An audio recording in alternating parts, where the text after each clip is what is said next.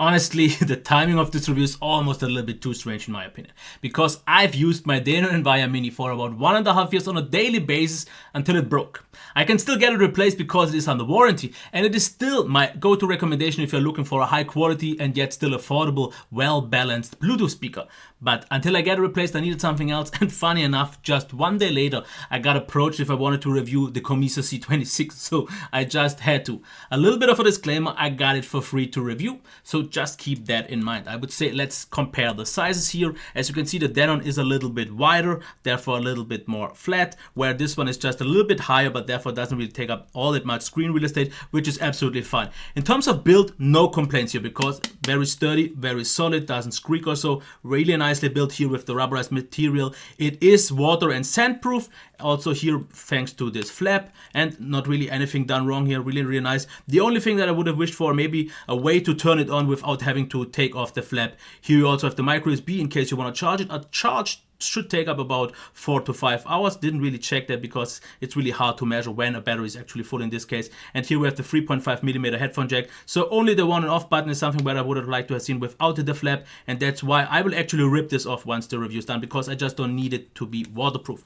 On the top we have also the controls here for turning off, for example, the flashlight that you even have, which is actually more handy than you would maybe expect. You can also change the volume here with a long press, and with a short press you can skip the tracks. I would definitely wish this to be different, because with a long press changing the volume is actually a little bit of a cumbersome experience, and I would have just wished to have that the other way around, because I usually don't switch tracks so much. I also have pause and play and to take a call and similar stuff. So this is okay. The controls are a little bit hard to distinguish because quite, not that hard to just reach it. You will have to look at what it is, but other than that, it's absolutely fine. And I would say let's take a look at the sound now. And I can't really use it with 100% of volume, because therefore it's still just too loud compared to the other sound that I have. So let's check it.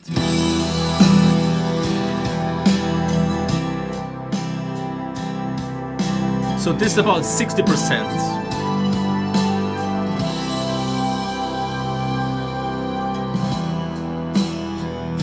As you heard, that definitely has a lot of bass, but this is mostly due to the track. If you listen to more normal music, it will sound a little bit different, but unfortunately I just can't show too many other music because of royalties. So let's check another song.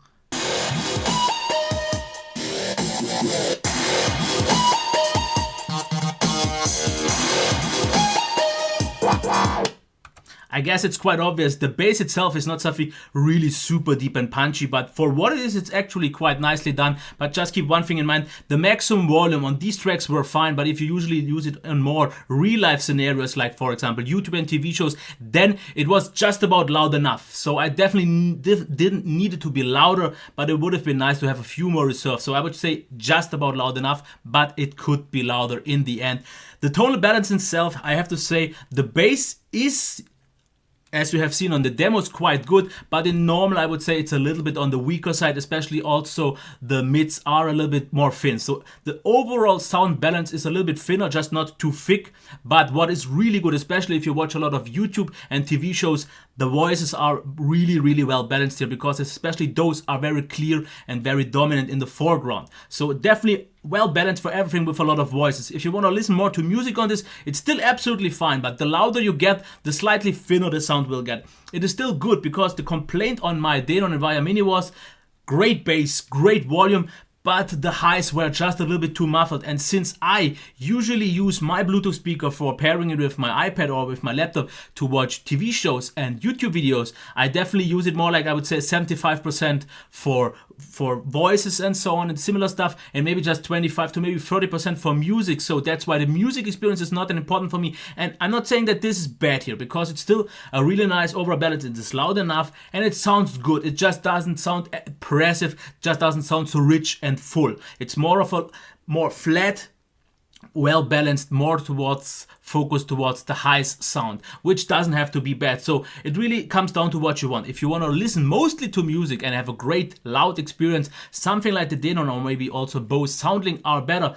But especially in my case, which I usually use it more for YouTube and similar stuff, this actually provided me a better experience, because especially voices sounded so much clearer and easier to listen to, and also the maximum volume was fine. So for a price of $30, it is is really great in terms of value because it is water and dust proof in case you need that. Controls maybe are definitely not the greatest one, and you can see the pros and cons. There aren't too many. The controls, like I said, aren't all that great. The tiny power button, which is not a huge issue. It could be louder, but as I said also, it is still loud enough, and the sound is slightly towards the thinner side. But we also definitely still have a lot of pros. Like you see, solid build, definitely great battery life, because if I come down to that, my Denon Envia after about 1 year was maybe down to 3 to 4 hours, where this one claims 15 hours at about 70% of maximum volume. I used mine usually at 70 to 80% and definitely got 10 hours out of it, which makes it so much more flexible in terms of battery life, because this one actually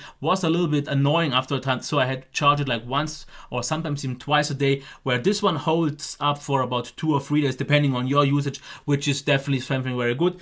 And usually the review units that I get to keep, like the cheaper ones here, are the ones that I definitely don't end up using, but especially for what I use it for, I will actually keep this one over the Denon when it comes to YouTube and TV shows. Once I get this replaced, I will maybe still use it for music and so on, but I guess this will be my go-to guy for the meantime, because especially the value with around $30 is really, really good. I haven't really compared too much in this price segment, but I've paid around 80 for this, and if I would consider that I only would pay 30 for this definitely is a lot better in terms of value. And that's all I have to say.